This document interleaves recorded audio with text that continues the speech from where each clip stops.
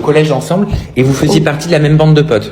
Exactement, on habitait dans deux villages de l'un voisin. Lui habitait, sa mère habitait à Misérieux, moi mes parents à Sainte-Euphémie, village à côté, donc on faisait partie du même collège du secteur. Donc un établissement public.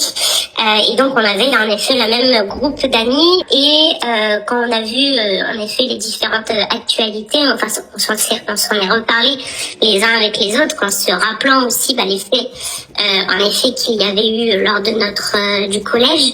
Alors les faits qui se sont passés, c'est qu'on a eu au moins deux filles du collège qui se sont plaintes d'agissement et de la part d'Ilan, dont l'une aurait clairement parlé de et ça n'a pas donné plus lieu que ça à des saisies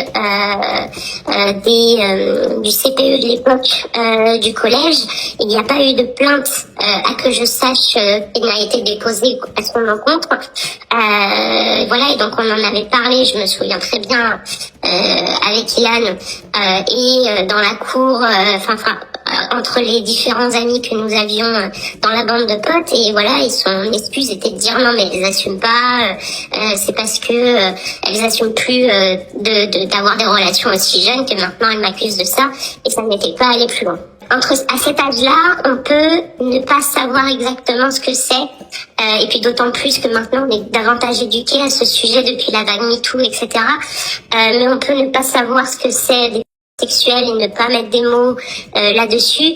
Moi, j'ai eu à vivre, mes parents ont porté plainte pour quand j'étais enfant face à un prof.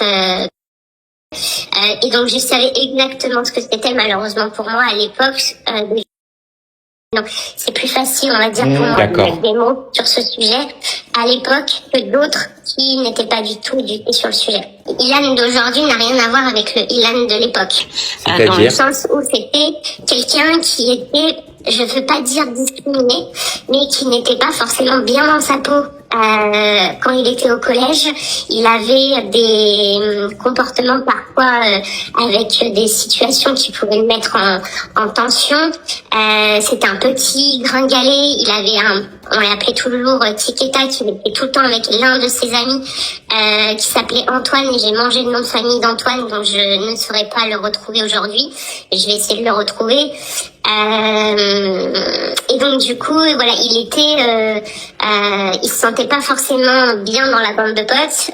Il était pas, c'était pas quelqu'un qui était, on va dire le roi de la cour, et au contraire. Et donc moi j'ai le souvenir d'un Ilan qui était parfois avec quelques excès de tension, qui était pas discriminé directement, mais qui n'était pas non plus pas moqué.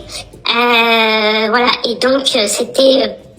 Et ce qui est drôle, c'est que quand il a percé, on s'est rendu compte, toutes les différents amis que nous étions d'enfance, et qui nous a tous ajoutés sur les réseaux pour nous montrer un petit peu ce qu'il était devenu.